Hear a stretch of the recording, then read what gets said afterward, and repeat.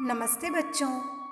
DAV Moil public school e learning class में आपका स्वागत है। मैं आपकी हिंदी विषय अध्यापिका अंजलि राघोरते। प्यारे बच्चों, आज हम कक्षा 6वीं की नैतिक शिक्षा पुस्तक का पाठ 5 आर्य समाज के नियम का अध्ययन करेंगे।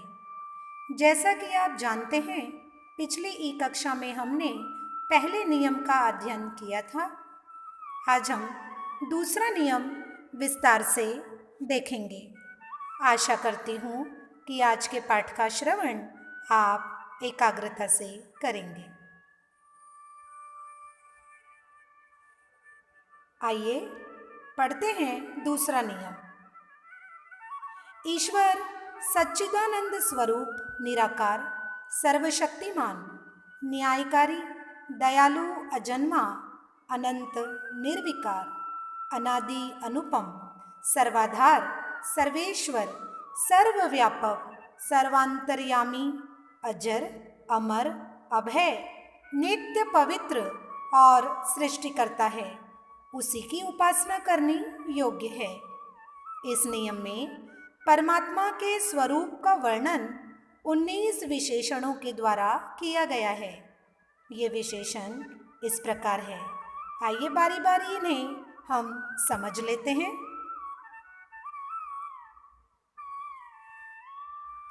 परमात्मा सच्चिदानंद स्वरूप है।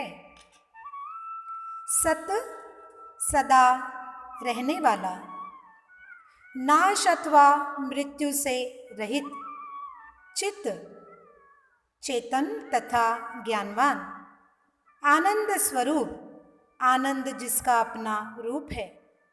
अर्थात परमात्मा सदा आनंदित रहने वाला है, चेतन और ज्ञानवान है, नाश अथवा मृत्यु से रहित है, वह कभी दुखी नहीं होता।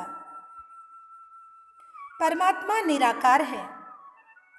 उस परमात्मा का कोई आकार नहीं, कोई शक्ल सूरत नहीं, न मोटा है न पतला है, न बौना है न लंबा है, न भारी है न हल्का है, न गोरा है न काला है। अर्थात वह कभी किसी आकार को और रूप को धारण नहीं करता।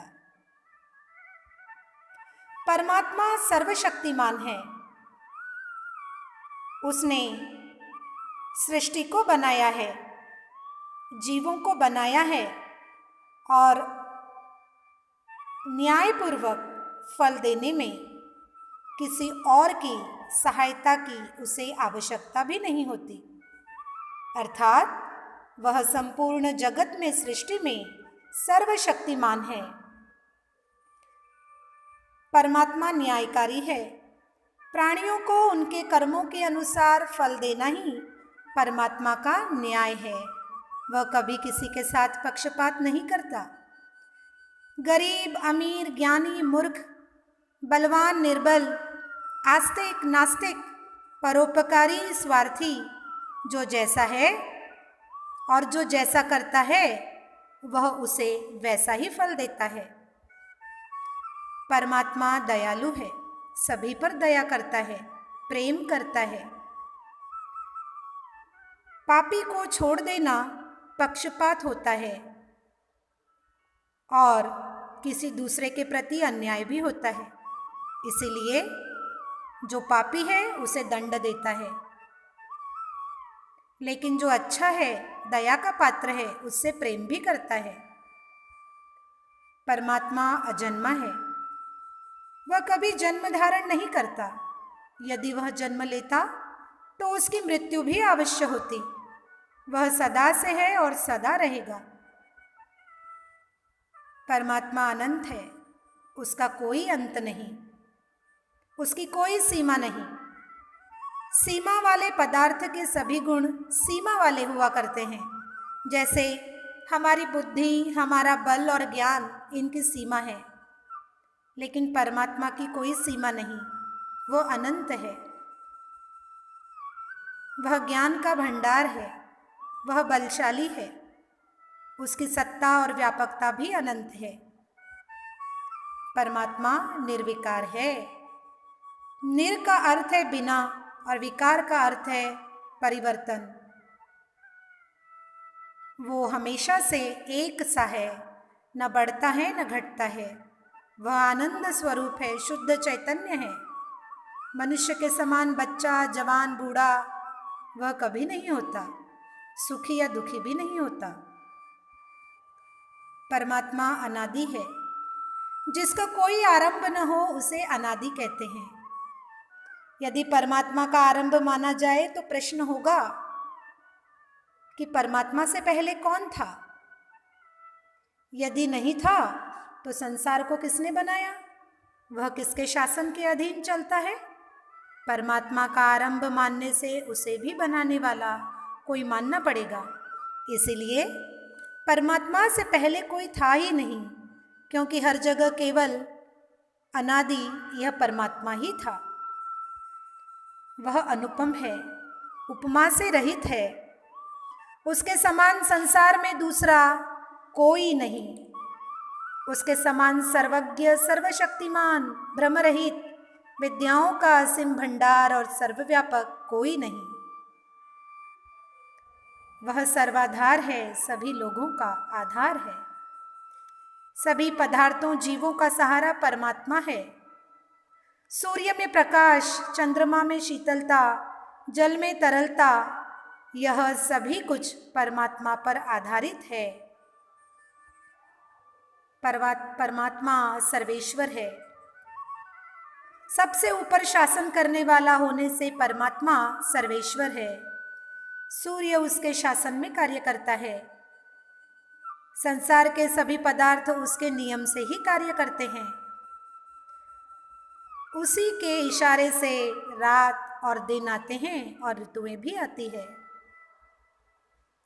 परमात्मा सर्वव्यापक है, कण कण में विराजमान है। वह केवल मंदिर, मस्जिद या गिरिजाघर में ही नहीं होता, अपितु वह सभी स्थानों में विद्यमान है।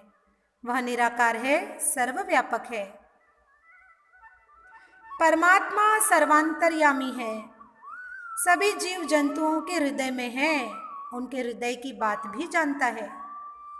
जब दो मनुष्य एकांत में बैठकर बात करते हैं तो तीसरा परमात्मा भी उनमें विद्यमान होता है। अतः कभी मन से भी पाप नहीं करना चाहिए। परमात्मा अजर है। जरा बुढ़ापे को कहते हैं। वह कभी बूढ़ा नहीं होता, वह प्रणव है, सदा नवीन है। परमात्मा अमर है। क्योंकि परमात्मा का कभी जन्म नहीं हुआ, अतः वह अमर है। जो जन्मते हैं वो मरते हैं, परमात्मा कभी नहीं मरता, वह अमर है। परमात्मा को किसी प्रकार के शत्रु तथा मित्र से भय नहीं। मनुष्य अपने बनाए बिंब से स्वयं भयभीत हो जाता है, किंतु परमात्मा भय से परे है। इसीलिए तो उसे अभय कहा गया है। परमात्मा नित्य पवित्र है। उसमें किसी प्रकार की अपवित्रता संभव नहीं। मनुष्य दुष्कर्मों से अपवित्र हो जाते हैं। परमात्मा सदा पवित्र है, सत्कर्म करता है। परमात्मा सृष्टि करता है, समस्त संसार को रचता है। वह अपने ज्ञान और व्यापक शक्ति से संसार को बनाता है। सूर्य, चंद्र, जल, वायु, अग्नि, भूमंडल को उसी ने रचा है। आत्मा जिस प्रकार शरीर का संचालन करती है, उसी प्रकार परमात्मा ब्रह्मांड के कण कण में निवास कर उसका संचालन करता है।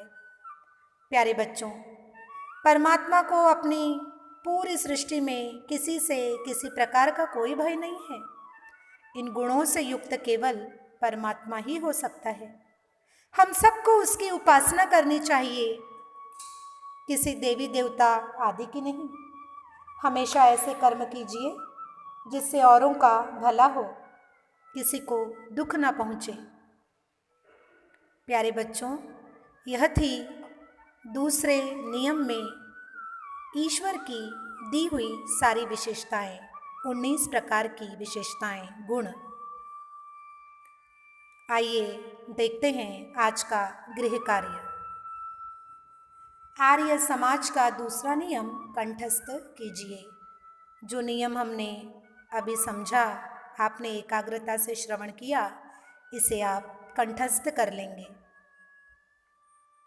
आशा करती हूँ आज का पाठ आपको समझ आया होगा। इसी विश्वास के साथ हम फिर मिलेंगे अगली ई कक्षा में।